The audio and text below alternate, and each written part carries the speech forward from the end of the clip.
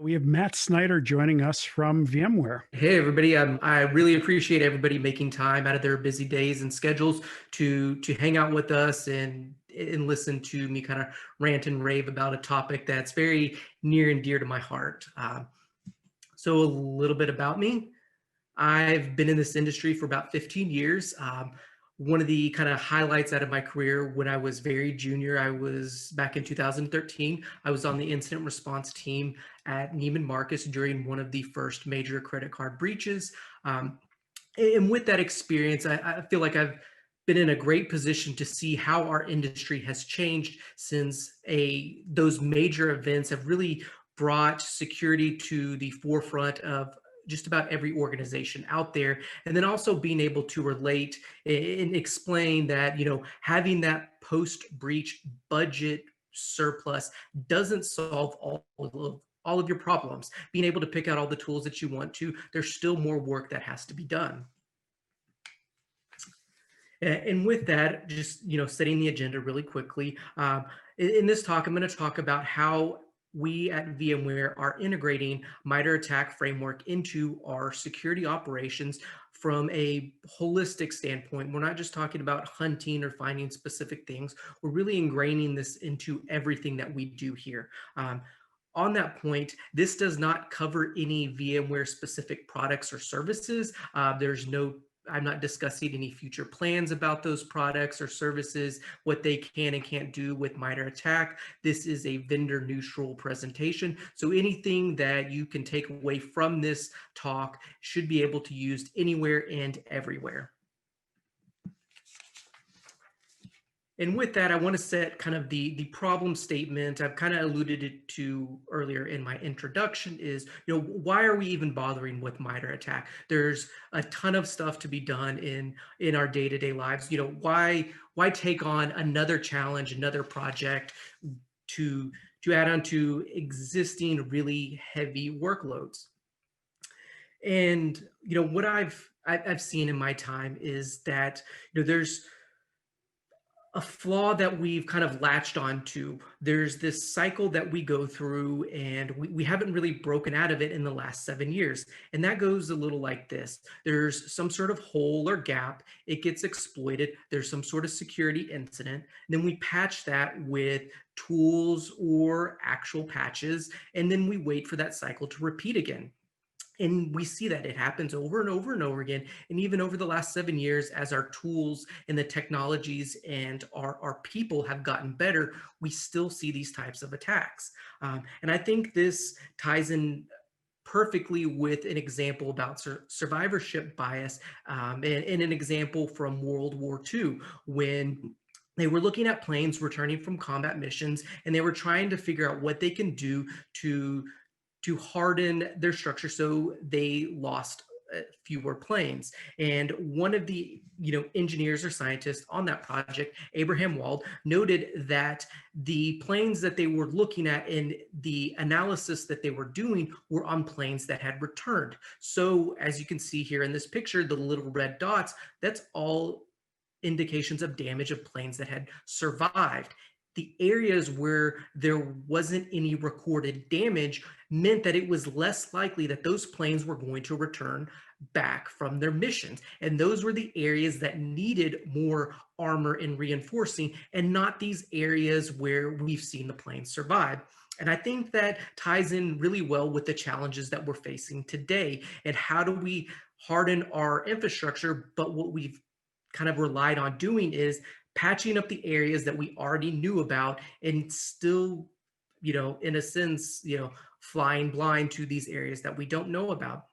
And, what I'm going to talk about is how we can use MITRE to be our guide to help us to understand where those critical areas are in our environment and what we need to do to harden those areas. And with that, getting into it is, first off is logging. You have to have the logs to be able to detect the activity. Without it, you're blind to it. And one of the most common questions I get is, well, what do you need? And that has led to a lot of heated debates because everybody's got an opinion on what the right thing to log is, what the right level is. And so, solution one is we'll just log everything. We'll collect everything, problem solved, nobody's feelings get hurt, and we have everything we want.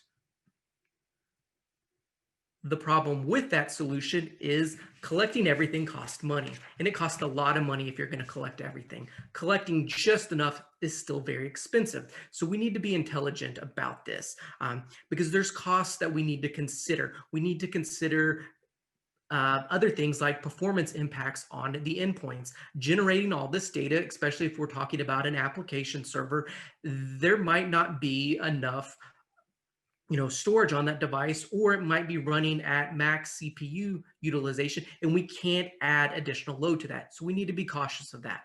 The other thing we need to be concerned about or think about is we need to move that data to a central location most of the times. And most companies, it's not uncommon to have facilities throughout the world. So we've got to move that data all around the world, and that can be very expensive as well. And the last thing is, once you've collected this and you've aggregated it together, these logging tools, these SIM products, they're not cheap. And then you need to store all of that data. And if you're talking about terabytes of data, that can get really expensive really quickly, because you also have retention periods that you have to meet for various compliance reasons. So storing that data is not negotiable. So we need to find a way to be able to make everybody happy and get what we need. With that, we need to be intelligent about what we're logging. We don't want to just log everything and we have a lot of, digital waste lying around. We can't be so specific and narrow in our focus that we're leaving a bunch of, logged events back on a server that is going to write over that data really quickly, and it's gone for forever. So with MITRE ATT&CK, we can take a lot of those opinions out of the conversation about what needs to be logged, and we can look at real world attacks, and we can see what it takes to detect them, and we can focus on those things first. We can see the different platforms that those attacks are available on. So for example, if you only have Linux servers in an environment, you don't need to worry about all of the Microsoft techniques that are just applied to Windows. So you can start to narrow down your and get to the heart of what's really important to you. And as I mentioned earlier, one of the really common questions that I hear, not only what logs do you need, it's what do you care about? And that can be a very tricky question. Is how do you answer what does security care about in a way that is short and concise, that can hold that person's attention, and not respond back to them and say, hey, clear off your schedule for the next 3 months and I'll give you a crash course in security and we can tell you about all the things, because that's not going to work either. So we need to be very specific. And we found that, being able to relate back to MITRE ATT&CK is a great way of taking something it's independent. It's not, what are the things that Matt Snyder cares about, or what are the things that Joe Smith cares about? And it's, hey, it's a vendor neutral, it's a collaboration across various industries. And these are the things that we found to be most important. So it takes a little bit of that, maybe that tension, or maybe, if you've got, these political battles between departments going on, it really helps to step outside and look at something, from a third party to say, hey, this is what we've got going on. These are the things we care about. And it helps facilitate those conversations. And I found doing that has helped ease some of the tensions that I've seen before, and it makes the process go a lot smoother. And it's also a really great tool to be able to provide to those business units or those system admins to say, hey, these are the things that we do care about. You can specify the specific APT groups that are relevant to your industry or to your company, or you feel aligned with, the type of attacks that you're most likely to sustain.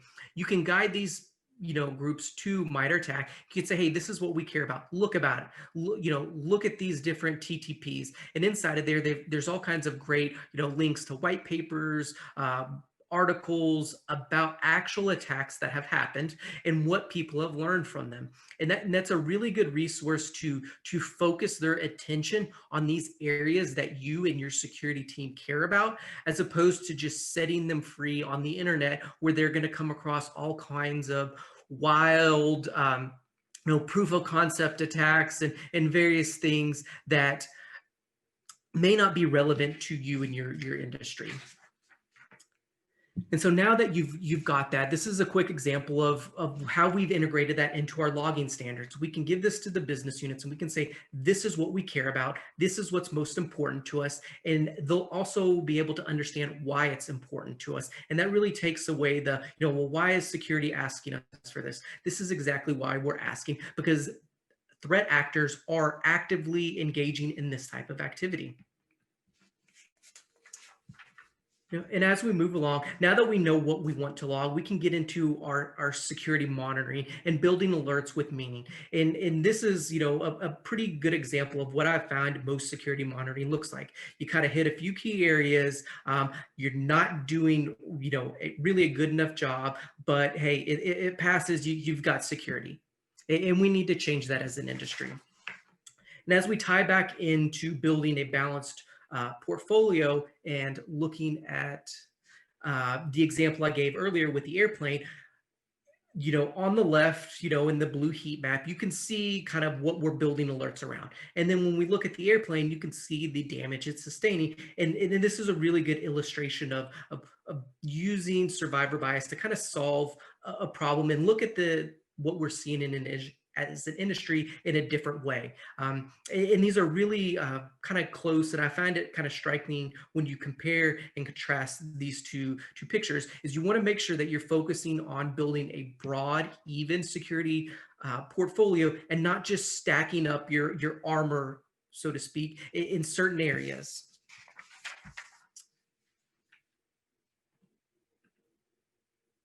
So now that we're aligning our alerts and our detections with MITRE ATT&CK, let me jump back.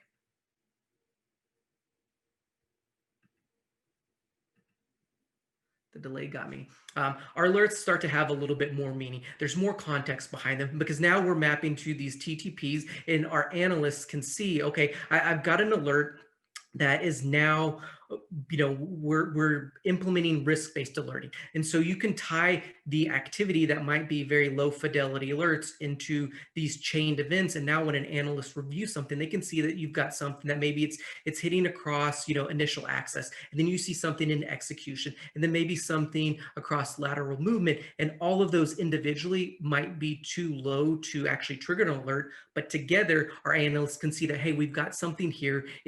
We've got this chain together of events, and it looks like an actual attack. So it helps us to reduce false positives, build better fidelity alerts, and really get to the data that we're caring about. And then also we're using MITRE ATT&CK to track our maturity and growth. We need to be able to see where we're starting out with, so you can look at your portfolio and say, okay, I can detect these things. And as time goes on, you can see how you're growing. And this is a really great tool to work with your leadership teams to be able to say, hey, given our current status and our current workload, we can build towards these detections in this amount of time. And then after that time's passed, you go back and you look and you can reevaluate and say, hey, we got this far, but we didn't get as far as we needed. We need more people, or we need better tools in order to really close that gap where we need to be. And the last thing I want to talk about is using MITRE ATT&CK to evaluate security tools. And this can be new tools, this can be existing tools. With ATT&CK, it really helps us. If you think back to that heat map, we can overlay all of our tools and we can see what matters most to us and what we can detect. We overlay that again on top of what the attackers that we're most concerned about, what they can do. And then we can identify those areas that maybe we have gaps in coverage. And then we can use that to review our tools to make sure that they're able to do the things that we want to do. Because a lot of the times we see these tools kind of boxed and sold as those as seen on TV products. You see these over dramatic sales pitches, and then you end up with this solution that just really doesn't work. And I'm running up against time, but the last thing I would like to mention about this is, just because a tool or a vendor says that they align with MITRE, that doesn't mean that they went through some accreditation process and they've been blessed by MITRE to detect all of these things. It's really up to you to put them through the test and make sure that they can find those things before you go ahead and purchase and implement that. With that, I know we're up at time, so happy to answer any questions in the Slack channel. Thank you, everybody. Thanks, Matt. That was amazing. And like I said, you'll see some big fans in the Slack channel for your meme game. We definitely appreciate the gifts. One Gotta of the have. interesting things, yeah, absolutely. One of the interesting things that you said was, all kind of you kind of explored all the hidden costs of a detection. Like, it's not just a blue team seeing something and right detection for it. There's costs with logging and licensing and all these other elements, and it really does take all the kind of all the involved stakeholders to kind of buy in. But one of the questions I had was like, as what advice would you give in terms of keeping all those stakeholders involved with this entire detection pipeline? Because like you said, it's not just writing analytics. There's so much more cost and so much more decisions involved here. Right, and I think that's where the attack matrix really helps out, because we can visualize what we can do as a security department with our stakeholders and say, hey, with what we have right now, we can detect these things. And you really take away that, well, why didn't security catch this after an incident? I've heard that so many times throughout my career, and I can count the gray hairs on my head every time that's happened, because it makes your head want to explode. Using this is a way to, before that even happens, being able to go to your leadership team and say, hey, we can do this with the tools that we have, with the people we have. And then this is where our attackers are coming from. And then we can overlay that with what we're actually seeing in our day-to-day alerts. And we can let them know, say, this is where we're going. We can't do anything about this. If you want to be able to stop this kind of technique, we need engagement from our infrastructure team to be able to come up with policies and technologies in place to stop this from happening in the first place. Because prevention is really where, the goal of everybody in security is trying to get at. How do we stop this from even happening? And that's where you work with your infrastructure team, your IT ops team, getting everybody on that same page so that they can see these things as a team and understand that, hey, we're right now, we can't detect this. You took away this tool from us. We're blind to these areas. So if you're not going to give that tool back, we need you to go and you need to do something on our policy side to stop this activity from being able to, get a foothold. Great insights. Thank you so much. Thank you very much.